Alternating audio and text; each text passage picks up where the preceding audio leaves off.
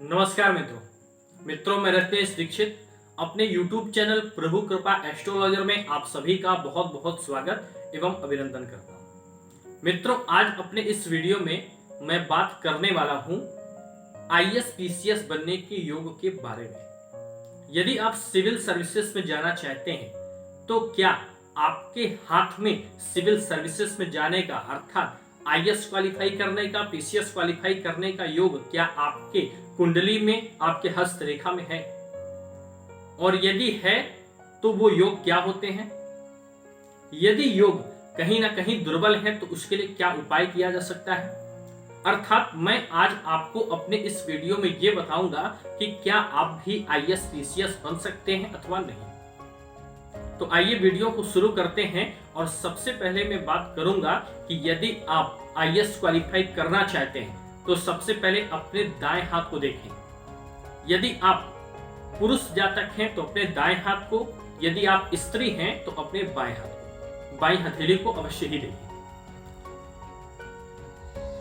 यदि आप पुरुष हैं तो अपने दाहिने हाथ में आप ये देखें, ये मस्तिष्क रेखा जो कि हृदय रेखा के नीचे होती है, ये मस्तिष्क रेखा, पहला पॉइंट, इस रेखा को देखें।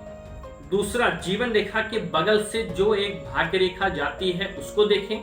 तीसरा, इस अनामिका उंगली के नीचे सूर्य पर्वत से एक सूर्य रेखा जाती है उसको देखें। यदि ये मस्तिष्क रेखा, भाग्य रेखा और सूर्य रेखा आपके हाथ में कटी फटी नहीं है, प्रबल है, अच्छे रूप से अंकित है, उस पर अशुभ चिन्ह नहीं है, तो आप IAS क्वालिफाई अवश्य ही करेंगे। आप साधारण व्यक्ति बने रहने के लिए इस संसार में नहीं आए हैं, आप अधिकारी बनने के लिए ही आए हैं। आप IAS PCS अवश्य ही क्वालिफाई करेंगे। एक योग में और बताना चाहूंगा, जैसे बहुत से ऐसे लोगों को मैंने देखा है जिन्होंने IAS या PCS क्वालिफाई किया है बट उनके हाथ में भाग्य रेखा नहीं है, तो फिर वो कैसे बन गए? यदि आपके हाथ में ऐसे योग हैं कि आपके हाथ में भाग्य रेखा नहीं है तो इसका अर्थ यह कतई नहीं है कि आप IAS क्वालिफाई नहीं कर पाएंगे। परंतु यदि आपके हाथ में यह जीवन रेखा के बगल वाली भाग्य रेखा नहीं है, फिर भी आपकी मस्तिष्क रेखा अवश्य ही उन्नत दृष्टि की होगी, अर्थात बहुत अच्छी होगी, प्रभावशाली होगी, लंबी होगी, अशुभ चिन्हों से अंकित नहीं होगी, तथा साथ में सूर्य रेखा अंकित होगी, तथा आपके हाथ के ये जो ग्रह पर्वत हैं ये अवश्य ही उठे होंगे, रेखाओं का जंजाल आपकी हथेली पर नहीं होगा। तो यदि इस प्रकार के योग आपकी हथेली में हैं तो आप निश्चित ही IAS क्वालिफाई कर जाएंगे। आपको एक दो अटेम्प्ट में यदि IAS या PCS में सफलता नहीं भी मिल रही है तो भी आप हार न मानिए, आप एक दिन अवश्य ही IAS और PCS क्वालिफाई करेंगे और सिविल सर्विसेज में जाएंगे। अब बात करते हैं आपकी कुंडली के बारे में। यदि आपकी कुंडली में मैं बहुत यदि विस्तृत रूप से विवेचना करूंगा तो वीडियो बहुत लंबा हो जाएगा।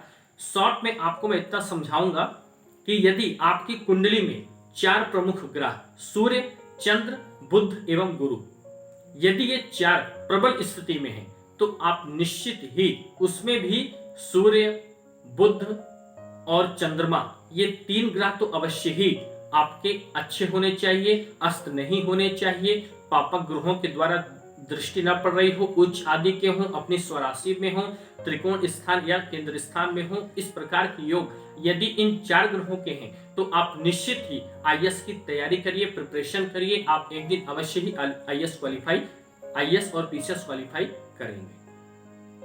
अब यदि आप IAS की तैयारी कर रहे हैं या PCS की तैयारी कर रहे हैं, आपका इंटरव्यू होने वाला है या आप कई बार इंटरव्यू से छट चुके हैं या आप अभी तैयारी करना ही शुरू किए हैं, तो ऐसा कौन सा उपाय किया जाए जिससे आपका इंटरव्यू भी क्वालिफाई हो जाए और आप सिविल सर्विसेज में निर्बाध रूप से चले जाए?